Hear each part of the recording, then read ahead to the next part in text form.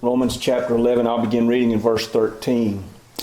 And before we start that, through history, if you read any history of the Jewish nation, you will see that this text and several of these texts through Romans have been utilized by people who had negative assessments of the Jewish nation to be critical of them, to the point of you had the pogroms during the Middle Ages where the Catholic Church literally punished them just for their Jewishness, because in their minds the Jews were the ones responsible for Christ's death, which is not accurate. We all are. So before we become, as Gentile, Protestant, modern Christians, too arrogant in our perception of ourselves, let's take a look and see how Paul might remind us of our place. In verse 13, Paul says, I speak to you as Gentiles. So he's turned the searchlight straight toward us. Inasmuch as I'm an apostle to the Gentiles, I magnify by my ministry, if by any means I might provoke to jealousy those who are of my flesh, and save some of them. For if their being cast away is the reconciling of the world, what will their acceptance be but life from the dead? For the first fruit is holy, the lump is also holy.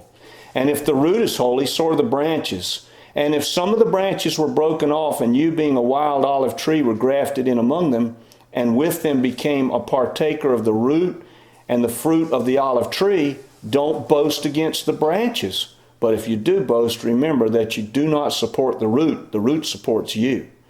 You will say then, branches were broken off that I might be grafted in. That's well said, but they were broken off because of unbelief, and you stand by faith. Don't be haughty, but live in fear. For if God didn't spare the natural branches, he may not spare you. Therefore consider the goodness and the severity of God. On those who fell, severity, but toward you goodness, if you continue in his goodness, otherwise you too will be cut off.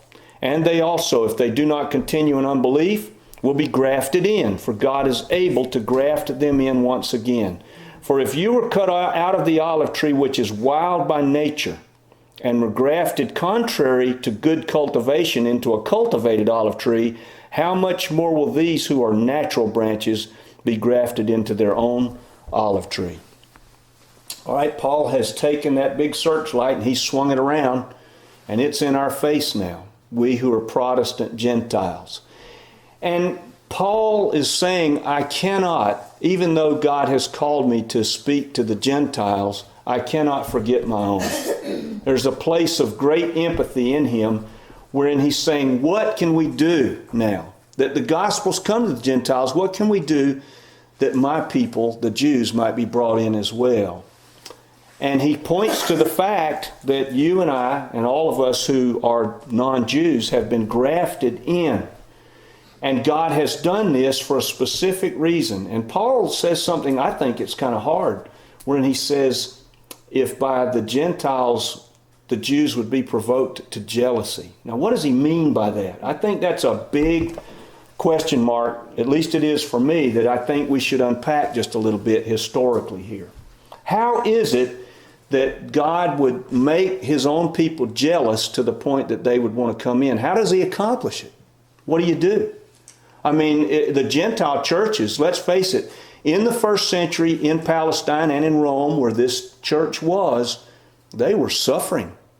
I mean, if you said yes to Jesus, you just took on suffering. There was no church like you have today where if you take on the name of Jesus, health and wealth and everything else comes your way. These people suffered. In the Roman Empire, it was illegal to swear allegiance to anybody but Caesar. And so these people took on a raft of difficulties, they and their families. So how is it then that the Jews would be made jealous? There's a seminary professor by the name of Dr. Charles Feinberg, which by his name you might understand he's Jewish. Christian seminary professor. How did he become born again? Well, when he graduated as an undergraduate, his bachelor's, he got that, and he was ready to go on to get his master's. A Jewish Orthodox family took him in and provided a place of room and board while he was taking his master's. Orthodox. When I say Orthodox, I mean they kept all of the kosher laws which meant that if you're an Orthodox Jew in the modern day, a really Orthodox Jew, you will have a servant, if you have enough means to do so, in your home, known as Sabbath Gentile. Now what that is, this is how creative humans are. We do this in some way with everything we do as Christians. We do it too. So even though this is kind of humorous, we do the same things. We figure out some way to work around. Take the speed limit, for instance. The sign says what it says, right? But I've heard many Christians say, I got to Orlando in 3 hours. I say, how did you do that? Well, it's 80 miles an hour on the interstate. This from a person who told me to my face I never willfully sin. I just said, oh, okay, if it's working. If you can work that out in your mind, go for it. But the Jews, the Orthodox Jew, will hire a Sabbath Gentile. What is that? It's a person who comes in and does all the stuff that they're not allowed to do on the Sabbath day. Did you know an Orthodox Jew in a home is not allowed to turn a light switch on? They're not allowed to do anything on Sabbath. So the Sabbath Gentile turns on the lights and flushes the toilets and cleans the showers and does all the cooking and everything because the Jews cannot. This Sabbath Gentile in this particular home was a Christian. And she took the purification rites under Judaism in order that she could be a witness to this Orthodox family. She had a purpose in mind by being this Sabbath Gentile. She worked in the same home where Charles Feinberg was getting room and board. Well, he noticed her. He's a smart, college-educated Jewish man. He said, I wonder what's going on with her. So he started having conversations with her. And she explained to him the gospel of Yeshua HaMashiach, Jesus the Messiah. She brought to him the gospel. And of course, he being very well educated and theologically educated, asked her questions she could not answer. So what'd she do? She went and found books and brought them to him. And by her patient kindness in this Jewish home, he became born again. That's how a Jew would be brought to jealousy. They would see my life and your life, and they would say, whatever they've got going, I want that. Now, that's how I became born again. I can't speak to it for any of you in here. You know my story to some degree, most of you. I lied to a band in Annapolis, Maryland, told them I was a Christian so that I could get the guitar gig. I said, I'm a guitar player. Postcard on the bulletin board in the laundromat said, band needs guitar player. Didn't say anything about where they were. I called them up and they gave me directions. I followed the directions and wound up in a church parking lot, Edgewater Baptist Church. I said, well, okay. First question they asked me was, are you a Christian? I said, oh, yeah. Sure I am. Of course. To me, at that point in my life, it's like, I'm an American, aren't I? To me, they were the same. I didn't care. I just wanted to play guitar. That's all. But you see, through 9 months of their witness to me, I realized they were someplace I was not. And I became born again. So, Paul wants, I'm very thankful myself when I think about some of the stuff I've done and that I survived it prior to being born again. Paul wants his people to be moved by the fact of our lives to jealousy, such that they want what we have. But this is not the case, is it, in a lot of instances? Now, obviously, we all make mistakes. I'm not talking about that. Every ethnic group on this earth, us included, Caucasian Europeans, that's what we would be. Every ethnic group has some point of humor in their culture. Every ethnic group. I remember Richard Pryor. Remember Richard Pryor, the comedian? He used to make fun of Caucasian Europeans, and it was funny. There's stuff that we do that's funny. You have Larry the Cable Guy making fun of Southern people. He's not a Southerner, you know. Yeah. He's from Michigan. But he's making fun of us, and people think it's funny. And then you have people from the South making fun of people from the North, and you have African Americans making fun of Asians, and you have Asian comedians making fun of everybody. You can find a point of humor, and then you have Jewish comedians making fun of themselves. So you can find a point of humor in every ethnic group on the whole of the earth because we're all sharing a common humanity. If that humor isn't tempered by real love for the ethnic group, it is sin. Period. That's all. I remember when Becky and I moved into our house, right across the street from us is a house that's been a rental home for as long as we've been there. It still is. I think now the guy that's in there is the son of the woman who owns the house, so I guess he owns it. I don't know how that works. I've never asked. But anyway, when we got there, Benjamin and Karim lived there. They were from Uruguay, and they were Jewish.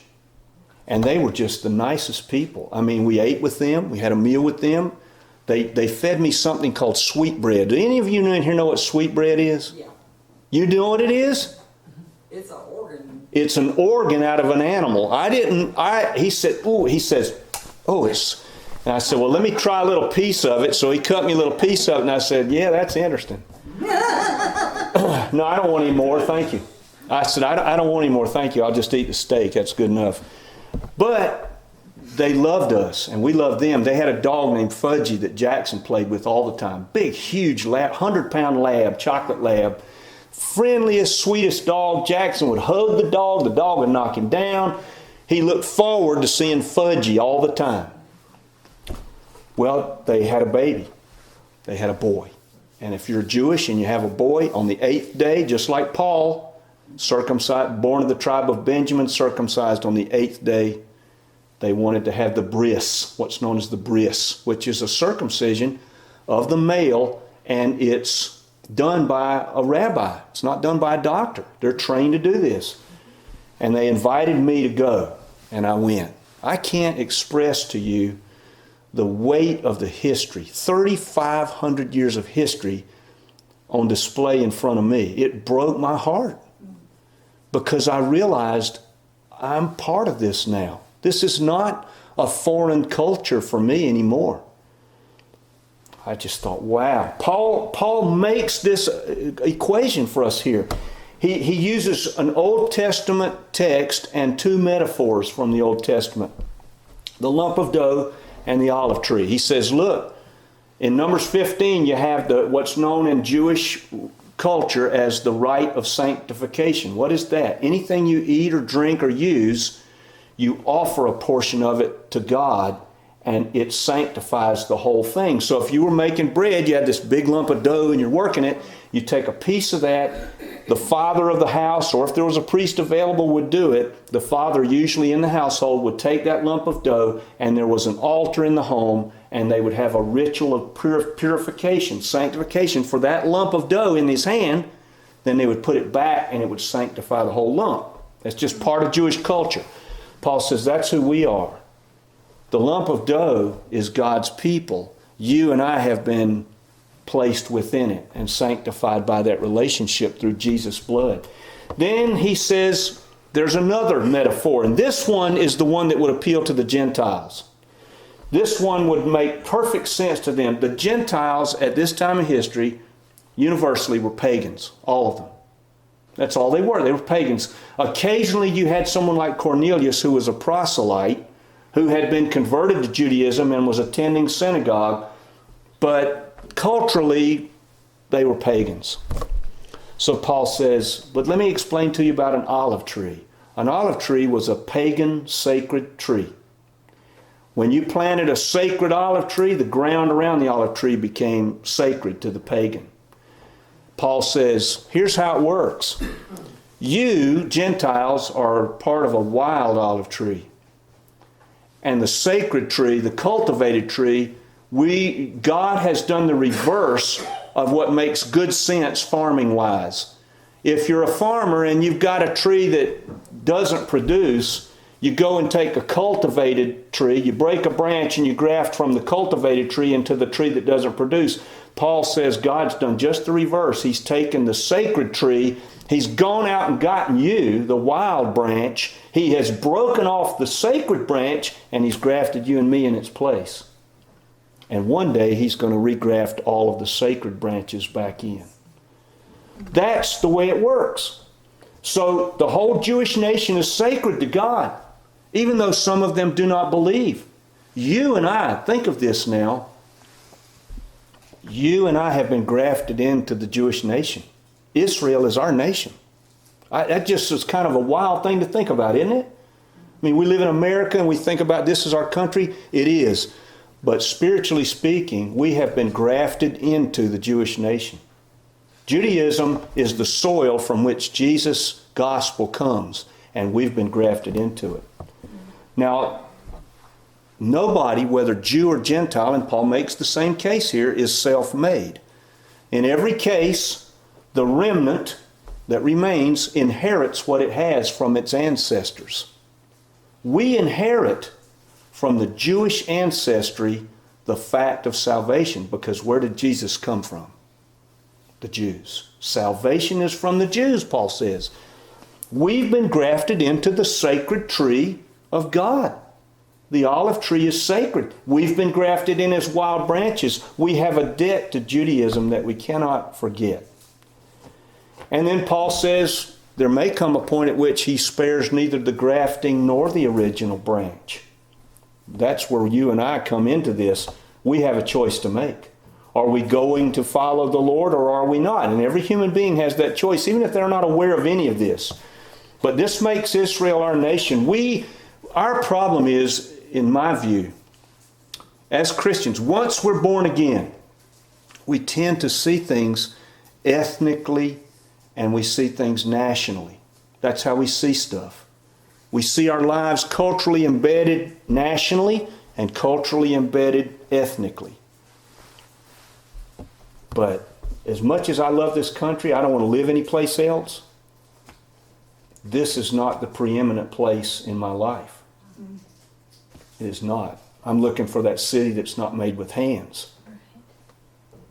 God has allowed the Jews, for whatever, we can talk to him about it when we get there. For whatever reason, he's allowed the Jews to stumble for a period of time.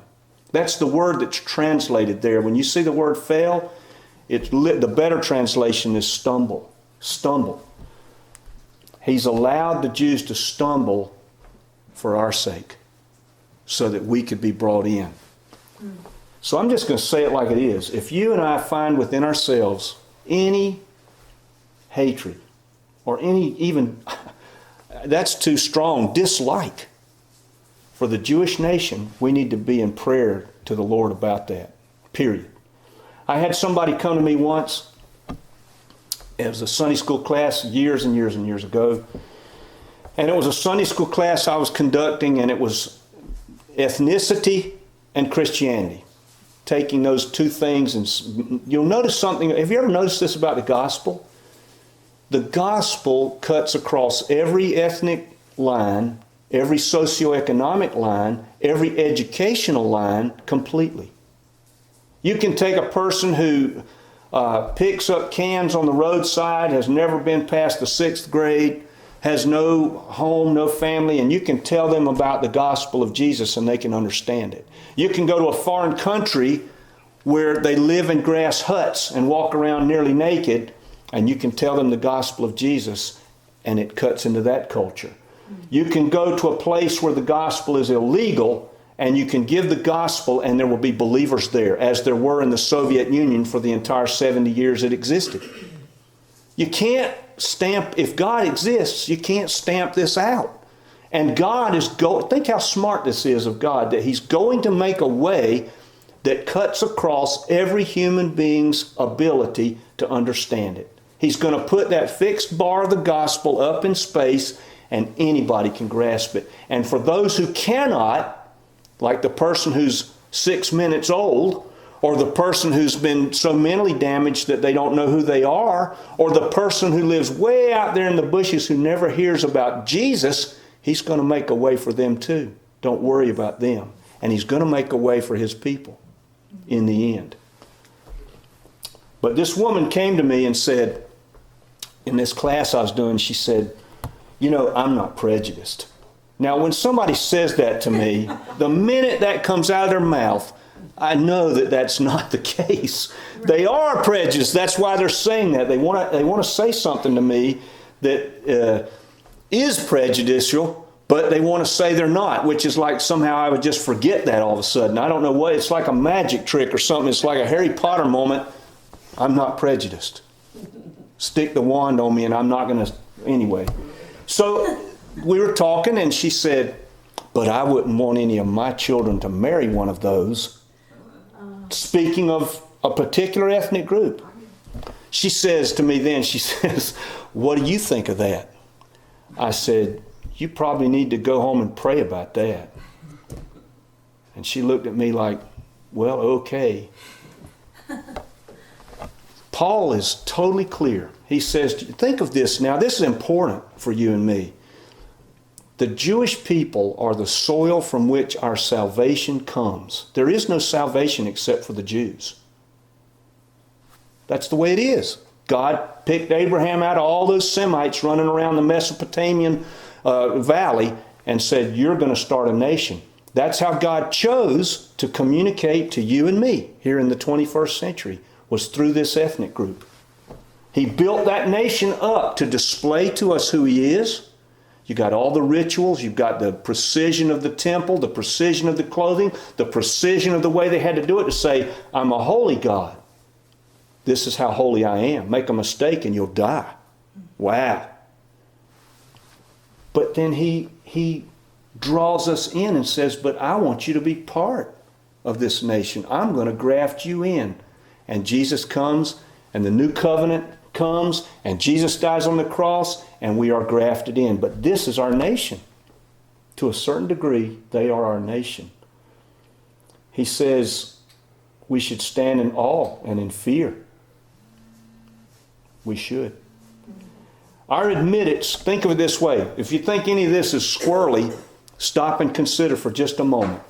What is our admittance into God's presence based on? What one Jewish man did.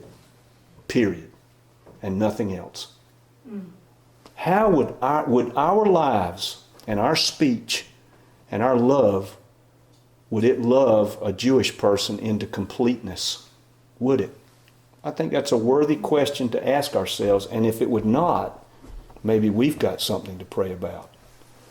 I don't know where everybody is today, but if there's anything I've said, you've got a question for me, you want to speak with me, pray with me, talk to me about